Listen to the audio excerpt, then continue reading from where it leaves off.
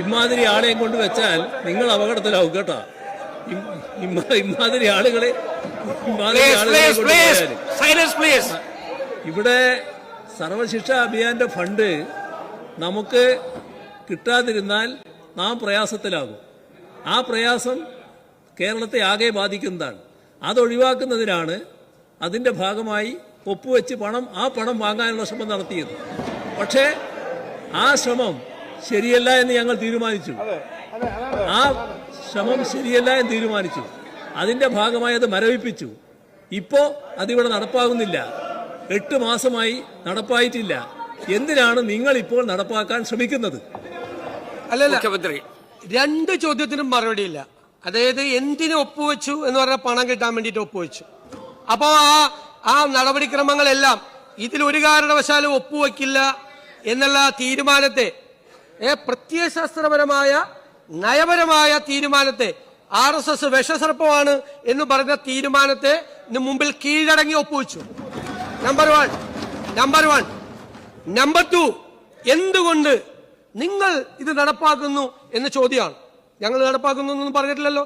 നിങ്ങൾ പറഞ്ഞത് എന്റെ 2ാമത് ചോദ്യം, എന്തുകൊണ്ട് ഇത് ഞങ്ങൾ ഇനി നടപ്പാക്കില്ല എന്ന് പറഞ്ഞിട്ട് ഒരു കത്ത് കൊടുത്തില്ല? 8 മാസമായിട്ട് 2ഉം ചെയ്തില്ല. ഒപ്പുവെക്കുകയും ചെയ്തു, നടപ്പാക്കില്ല എന്ന് പറഞ്ഞ് കത്തും കൊടുത്തില്ല. നിങ്ങളൊരു സബ് കമ്മിറ്റിയെ വെച്ചു. ഞങ്ങൾ എന്താ ചെയ്തത്? ഞങ്ങളും ഒരു സബ് കമ്മിറ്റിയെ വെച്ചു. ഞങ്ങൾ മന്ത്രിമാരുടെ സബ് കമ്മിറ്റിയെ വെച്ചു. ആ മന്ത്രിമാരുടെ സബ് കമ്മിറ്റിയെ വെച്ചിട്ട് ഞങ്ങൾ തീരുമാനമെടുക്കും. ഞങ്ങളുടെ തീരുമാനം എന്താ? കരിക്കുലം ഫ്രീഡത്തിൽ തൊടാൻ സമ്മതിക്കില്ല.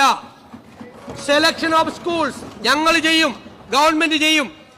ആ ഒരു സിലബസിലും തൊടാൻ കേന്ദ്ര ഗവൺമെന്റിനെ സമ്മതിച്ചുകൊണ്ടുള്ള ഒരു നെഗോസിയേഷനും പറഞ്ഞു.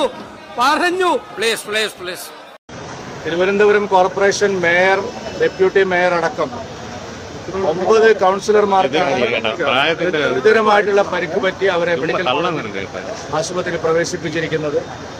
മേയറുടെ കാലിന് ഫ്രാക്ചറുണ്ട്, നല്ല ഗുരുതരമായിട്ടുള്ള പരിക്കുണ്ട്. ഡെപ്യൂട്ടി മേയർക്ക് തലക്കടിയേറ്റതിന്റെ പേരിൽ അവർ 2 തവണ ഛർദ്ദിച്ചു. മറ്റ് പ്രധാനപ്പെട്ട കൗൺസിലർമാർക്കെല്ലാം നല്ല പരിക്കുണ്ട്. വളരെ ആസൂത്രിതമായിട്ടുള്ള അക്രമമാണ് ഇന്ന് തിരുവനന്തപുരം കോർപ്പറേഷനിൽ LDFന്റെ കൗൺസിലർമാരും ഗുണ്ടകളും ചേർന്ന് നടത്തിയത്.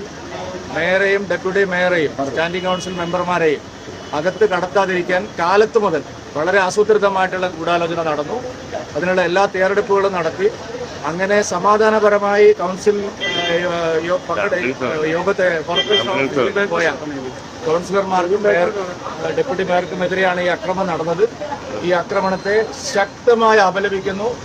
ജനാധിപത്യ സംവിധാനത്തിൽ വെച്ചുപൊറുപ്പിക്കാൻ പാടില്ലാത്ത ഒരു കാര്യമാണ് CPM ചെയ്തിരിക്കുന്നത്.